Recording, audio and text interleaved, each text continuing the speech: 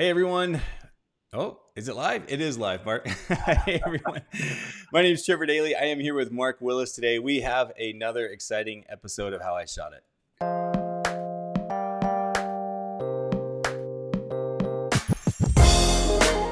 Awesome. Mark, thanks so much for joining me today. Yeah, thanks for having me. Yeah, it's gonna be fun. I think it's funny. Some of these episodes, I feel like they will go 45 minutes to an hour, and then other episodes will be a little bit shorter. I think this is going to be a little bit on the shorter side because we have some really beautiful, beautiful images. There's about, I want to say 4 or 5, but I feel like you kind of have like a specialty. It looks like you use the MagSphere a lot. Is that right? Yeah. Pretty much anytime I have a flash going, there's a sphere on it. So Yeah. yeah, Nice. That's awesome. Well, I'm excited to share these images with everybody. And guys, if you're tuning in in the MagMod community, definitely, or excuse me, on the MagMod page, definitely let us know. You guys all know if you've seen this episode before, my favorite thing is to see where everyone's tuning in from. So with that, Mark, tell everyone where you're actually doing this interview from. Where are you based out of? yeah. I'm in Canada, in Manitoba, just a small town, about 3,500-ish people. So Uh-huh. kind of out in the country here a little bit, but yeah, that's where I'm at. So Wait, did you say 3,500? Like yeah, 3,500? yeah, that's it. That's all we got. That That is might even be tiny. high, to be honest with you. Really? Wow. Yeah. That is so tiny. So what's the nearest big city then? Probably Winnipeg. It's about a 2.5 hour drive. That's the biggest city around. So So okay. So Mark, I didn't even think we were gonna go this direction, but I gotta yeah. ask then, being in such a small town, like what is your clientele? Are you doing destination type weddings or what do you typically do? Yeah, like I do a few destinations, but I do a lot of like country weddings, a lot of lake weddings. Like there's a small town, a tourist town called Clear Lake just up the road. So I shoot there Got it. quite often. Yeah, not a lot of big city skylines around here. So How interesting. How interesting. yeah, I'm super interested in I'll have to chat with you afterwards and find out more information about yeah, how you kind of market and all that kind of stuff. We got Shirley. Shirley, by the way, I love your name. That's my wife's name. She's tuning in from Brantford, Ontario, Canada. We got Rubens tuning in from Massachusetts. Amy actually has a quick question. Before we jump into the images, I'll actually answer this question for Amy. She says, can you make some sort of attachment with flags? Amy, I appreciate you asking. We've actually been in our product development team. They've looked at things like that in the past. So while I can't say we have something coming out right now about it, we certainly love that. I got Hannah, which is an awesome photographer, tuning in from the US of A. Right on. Well, Mark, should we jump right into some of these images? sure, let's do it. Awesome. Even got Ireland tuning in. I love it. All right, Mark, let me pull up your images here. And why don't you tell us about this first shot here? Yeah, so this was actually in Jamaica at a destination wedding. This is called the Rose Hall Great House, and it's a pretty cool mansion. And there's some cool stories. I guess it's kind of haunted and stuff like that. So I they do love some it. cool stuff there as well. But yeah, that's where that's at. And yeah, So now we have a couple behind the scenes shots here. In fact, I'll show the first one. I think this is one without any light on them. So here's the first shot. Or no, I'm sorry, you have light on the right side. So it's a composite. yeah, Is that's that right. right?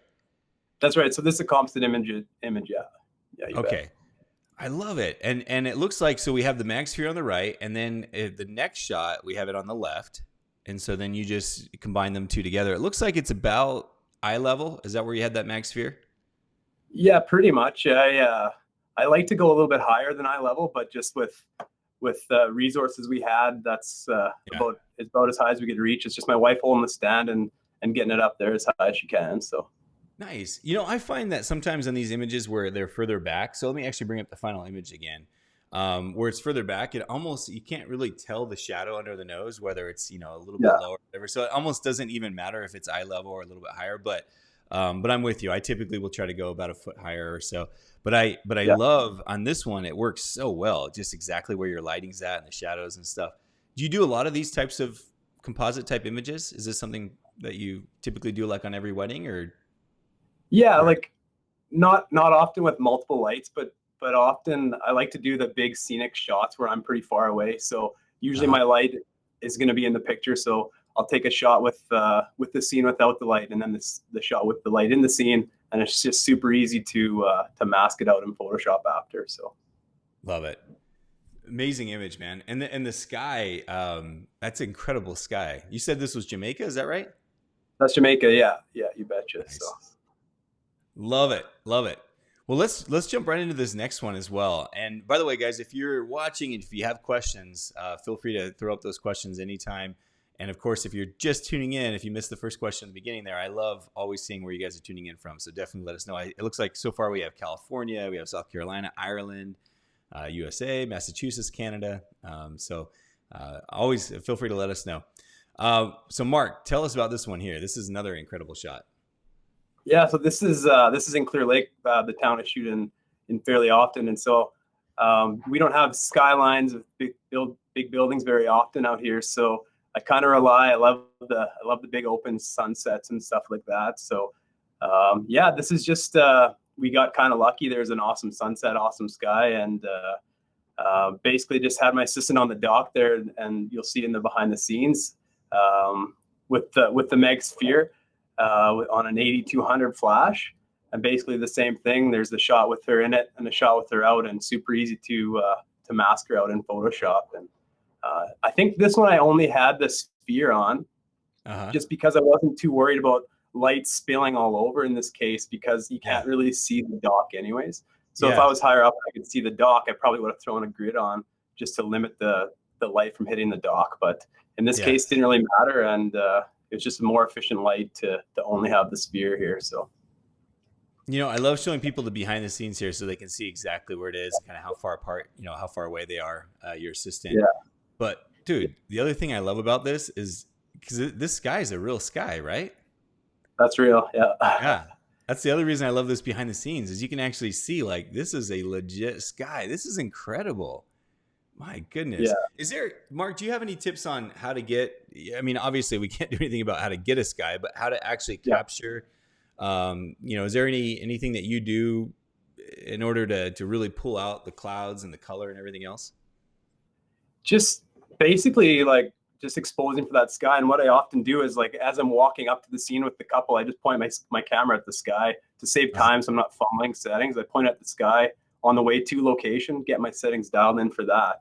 And then I just basically add the light, and, 2-man presets help quite a bit with getting the colors to pop. And that's what I would have used here most likely.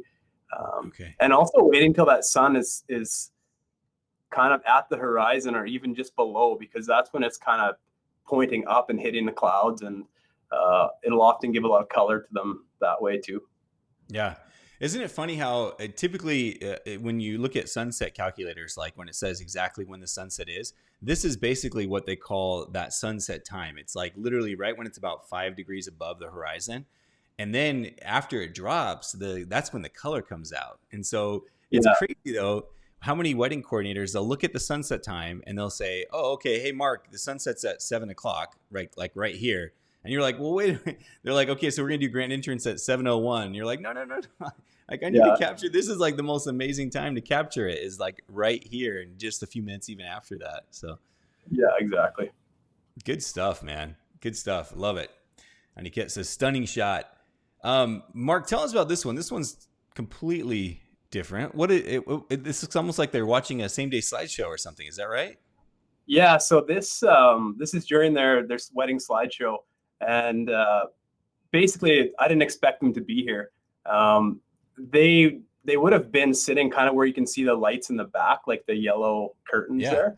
That's where they were sitting. So I had a light on the dance floor to light them, and I had a separate light which was just to my left, right beside the screen, and that was lighting the person who was doing the speeches. And typically the couples will just stay right where they are for the slideshow, and they couldn't see it very well, so they came right up right in front of the screen. And so I took my light that was on the dance floor, I turned it so it was facing towards their backs to give them a rim light. And then I took that other light that was lighting the person doing the speech originally, and just turned it towards the couple.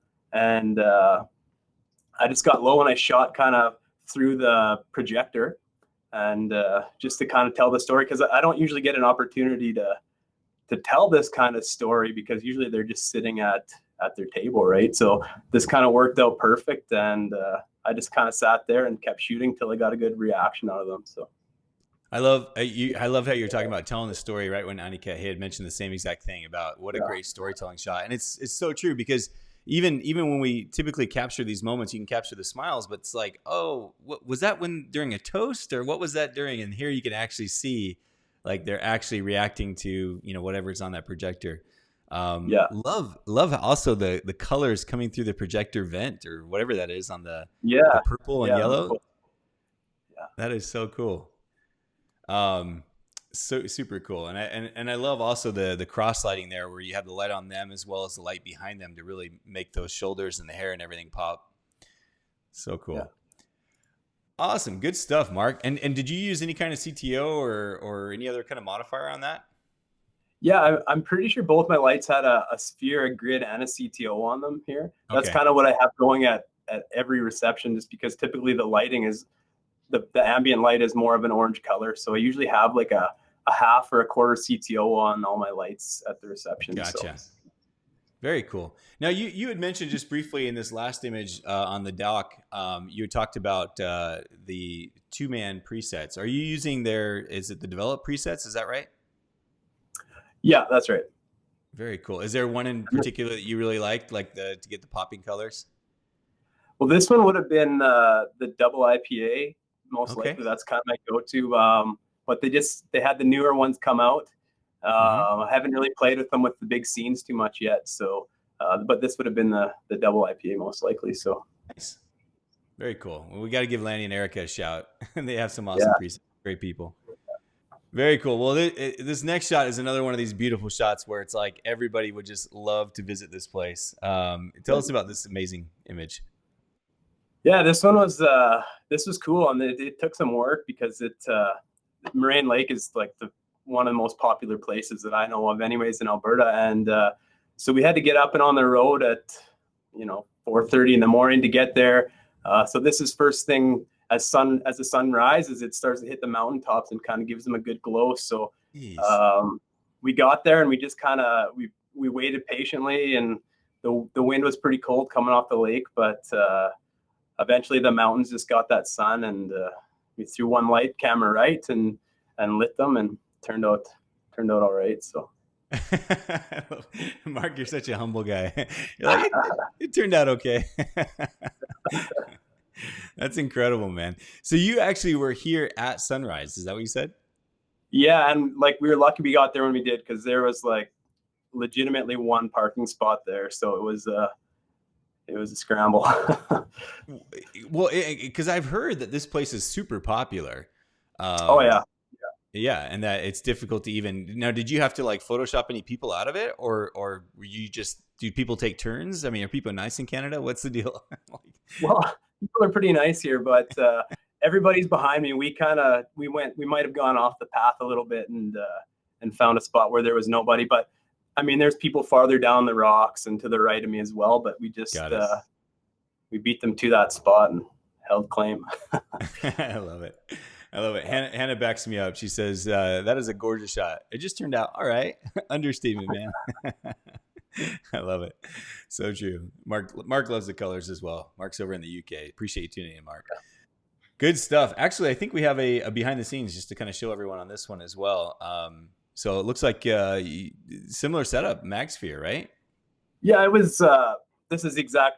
I didn't do anything other than move for this shot, and so I was by myself here, so I had to put a couple rocks on my light stand to keep it level, because otherwise that light was falling down the cliff. And it's funny, when I posted this on Instagram, somebody commented and they're like, "Oh, I seen you taking this shot," and stuff like that. So it's kind of. Oh, are you serious? Yeah. That's awesome. So all I did was moved in closer for that other shot, and maybe a couple of settings tweaks, but nothing major. So super pretty. Mark, you got a fan here. One of your previous students. Says, Mark is amazing, brilliant as craft, and a great teacher. Was privileged to take a weekend course from him a few years ago. Well, that's nice, cool. Thanks. That's always nice. Do you have any courses? I mean, with the whole pandemic and stuff, I know a lot of people aren't able to teach right now, but are you planning on doing more workshops and stuff in the future? Yeah, like I did two last year. This year, nothing's really planned in the books with with the pandemic, there's not. I mean, the options are a little bit more difficult, but hopefully in the future we'll get a couple more rolling there. So nice. That's awesome. You can call it the create some okay photos. All right, yeah, the humble Mark. yeah, yeah. No, seriously, man, your work is so incredible. I love it. This next shot, I love this shot too. And what's so incredible about your photographs? I love the color. I love the timeless factor of them, and the fact that your skies, you just bring out so much color and depth and just beauty in your skies. So tell us about this image. How'd you do this? Yeah, so this is I'm generally pretty simple with my lighting setups. Usually at sunset, I'll just use one light unless I need a second, to cause some rim light or something. But this one's just a one light as well. This ended up being probably the best looking sunset we had all year. It resulted in, some tornadoes and stuff, which wasn't so good, but it was just cool the way half the sky was kind of that yellowy orange and the other side was obviously cooler. And then in post, I just kind of accentuated those colors a little bit more to create a bit of drama, and just a sphere and a grid on this shot, camera right, and that was it. Yeah. We have another one right here. You can kind of see everybody kind of where that was located, that sphere in the grid. Mark, Yeah. Out of curiosity, when it comes to accentuating those colors, are you using like the graduated filter in Lightroom or a brush, or what's kind of your tool of choice if you're trying to bring out some more of those colors like you did? Yeah, usually for the skies, I'm using the graduated filters. That's pretty much the odd time I'll use the brushes for more accurate like local adjustments, but typically just the gradients. Yeah. And then is there any particular lens that you kind of your go-to lens when you're shooting these a little bit wider shots? I pretty much have two lenses on me all day. The 7200 and then the 24 to 70 is kind of what I'll do my wider shots with, and that's pretty much what I go to. So yeah, you got the whole gamut there from 24 to 200, right? It's like yeah, it's all there. I love it. What camera are you shooting with then? Sounds like a Canon. At this time I think I was using Canon still, but I've kind of transitioned into the Sony world there. So nice. Yeah. So even with the Sony, you're shooting the same 2470, 7200 type setup? Yeah, same thing. It's I think I'm using the Sigma 24 to 70 for the wide one, but yeah. Oh, cool. That's awesome. So we saw that behind the scenes there as well. I see, very simple. Mark, do you normally do a lot of these shoots on your own, or do you have an assistant that typically is holding and setting up that light for you? Yeah, my assistant's a little bit farther to the right here, actually. Sometimes it's easier for me just because my first 6 years I always was by myself, so I just kind of know where I want the light, and sometimes the assistant's great and it makes it easier, but sometimes it's just easier to set my light there, set my height, and go. So yeah. No, I think we're similar in that sense. Sometimes I'm just kind of like, it's easier for me just to do it than try to tell somebody how to do it or delegate it or whatever. Yeah. How long have you been shooting for, Mark? I think about 10 or 11 years now. So. Okay. Yeah. Man, I hope we get a chance to meet someday in person. You seem like a really cool guy to hang out with. I'm a Diet Coke guy, so get you a drink, give me a Diet Coke. No, I love it. Whatever you got. That's it. Mark, tell us about this one. I love this shot too. This looks like is it a bride, like after she got ready, or I'm interested in the story behind this shot. Yeah, so this is kind of one of the only cool buildings we have in this small town. It's a bed and breakfast actually, and it's called I think it's called the Castle. But anyways, I just had the bride walk up the stairs, and I just kind of up on a ladder shooting through the chandelier, and just over in the shadows on the left side there was a flash with a grid and probably a half CTO. I'm thinking just to kind of match that temperature of light, and I just wanted to only hit her and a little bit of the stairs, so that's why I gridded it to keep the light off the walls as best I could. So nice, I love it. Darcy's asking, is it a speed light or 8200 or something else that you're using? Yeah, I can't recall for this shot exactly, but it would have been either an 8200 or just like the regular Godox speed light. Yeah, the V860, I think they call it. Yeah, I think it was 860. Yeah. Nice, nice. Is that your go-to as far as flashes go? Then a couple 8200s and speed lights. Is that typically what you use? Yeah, yeah. And I used to only just use the speed lights, and then once I got the 8200s, it's just the power that's there in that little package. It's kind of a no-brainer for me. So yeah, it is nice. Absolutely. Derek, thanks for tuning in as well. Appreciate you, man. Awesome. And then we got one last image here, and this one's super unique and different. I like this. Tell us about this one. Yeah, so this one, this is a grad shoot, and it was one of those days where we didn't the kind of the clouds rolled over, and they were just kind of those boring rolling gray clouds. He had his Jeep there. He wanted some pictures with, so I just kind of had my lights at 2 lights, both with a CTO and a grid, and kind of at 9 o'clock and 3 o'clock coming in from the sides. Okay. And so that when I compensated for the warm light in post, it kind of made that sky start to go really blue. And just rather than have a typical gray sky, we went with that to make it pop a little bit more. Yeah, I love that. So I'm sure for those who aren't familiar with this effect, basically in camera and in post, you just cooled it off a ton. And so in other words, everything turns very blue. In order to compensate for that or kind of offset that, you put some, did you use a full CTO? Do you remember on your flash? I can't remember. I kind of feel like it was only probably half. Okay. Yeah. I don't usually go with the full, but I think probably half. Nice.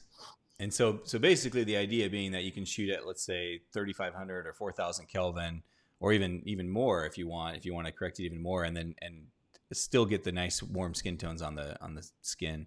I was noticing, yeah, even the car lights kind of took on a little bit of that kind of almost like the color, the purplish LED kind of tones to it. It makes it super unique and different. So cool, Mark. I love it, man. Well, I know, like I said, we kind of had a certain set of photos there that we were going to go to, and I knew it wasn't going to be super long. But I'm so interested, and let's go back really quickly. In the very beginning, you had mentioned the town that you live in is only 3,500 people on a good day, on the day of the parade. So how have you built your business? Because I think that's one of the hardest things for a lot of photographers is having enough clientele. Can you give us any more insight into that? Like, how have you gone about building your business and living in a small place like you do? Yeah, like I think just with small towns and little communities and such, word just travels around, and so I guess got a little bit lucky. My name got out there, and I think what kind of for me when I first started, I was using flash since my very first ever paid shoot 10, 11 years ago, and I might not have known what I was doing back then, but I was able to know, okay, I got to add light here, so I started doing that, and then I started kind of pin lighting people out in the fields, and at the time nobody was really doing it in the area, and I think people were seeing these kind of cool skies and stuff that they weren't used to, and it kind of worked out, and my name got out there a little bit from that, and it's pretty much it. Word of mouth can be good or bad, and it's been mostly good, I think. I love it. Yeah, no, absolutely. When you're running a business off word of mouth, you definitely want to make sure that you over exceed your expectations for all your clients, so everybody has good things to say about you. That's cool, man. Like I said, it's hard enough building a business in even an area like Phoenix or Scottsdale where there's millions of people, and I can't imagine trying to do it in a place where there's so few. But you certainly have done a great job, and your images, they do stand out. They are different. Incredible stuff. Really cool stuff. So thanks. Yeah. Well, Mark, like I said, I look forward to meeting you someday. It'll be a lot of fun. And I just super appreciate you taking the time here today to share some of these incredible shots. I want to show everyone again where to find you. So here's Mark's Instagram. So be sure to go give him a follow, Mark Willis Photography. You can go check out, let's see if I can pull up scroll down here. You can see all these images. Do you shoot a lot of destination weddings as well, Mark? Usually 1 or 2 a year, not a pile, okay, but enough. Yeah. Okay. I mean, I guess where you live probably is kind of like a destination, I imagine. Yeah, I guess for some. I love it. And then also, I'm not sure, I can't even remember if I brought this up earlier, but your website is just absolutely stunning as well. Just love all these images, man. Insane. So pretty. Good stuff. So guys, go check him out. Go give Mark a follow on Instagram. And of course, if you guys have any comments or questions, feel free to post those as well as you catch this show a little bit later on. So we'll have it here up on Facebook, as well as we always put it up on YouTube as well. So Mark, any last advice for anyone learning Flash? I know you said you've been doing it for quite some time. Anything that you would tell somebody if they were trying it out and they were maybe even struggling or going through some challenges? What would you tell somebody? Just same as anything, keep trying. The biggest thing I find with people who they use Flash, they bring it out, they try it the first time, and they don't have their sync speed set properly or something, and you just gotta keep practicing. And it's honestly, Flash is so much easier than people make it out to. It's just putting practice to it. So with that little bit of effort, you're right. And I think it comes down to when you want to practice, guys, make sure you get off auto stuff. Either auto camera, auto flash, like put on manuals and things, and actually, and it makes it so much easier just to learn. If you want to use some of the auto settings later, by all means, feel free to use it. But if you really want to understand how that flash is working, you need to actually get it off those settings. So good stuff. Hey, we even got looks like India is even tuning in here. We appreciate you being here as well. Well, excellent. Well, Mark, thank you again. Really appreciate it. Thanks for joining me and for sharing these incredible images and how you created them. Super appreciate you. Yeah. Thanks for having me. Absolutely. Hey, thanks everyone, you guys. And you guys all have a great week, and we will see you again. I know we have another show later this week as well, so we'll catch you then. Thanks everyone. Take care. Bye-bye.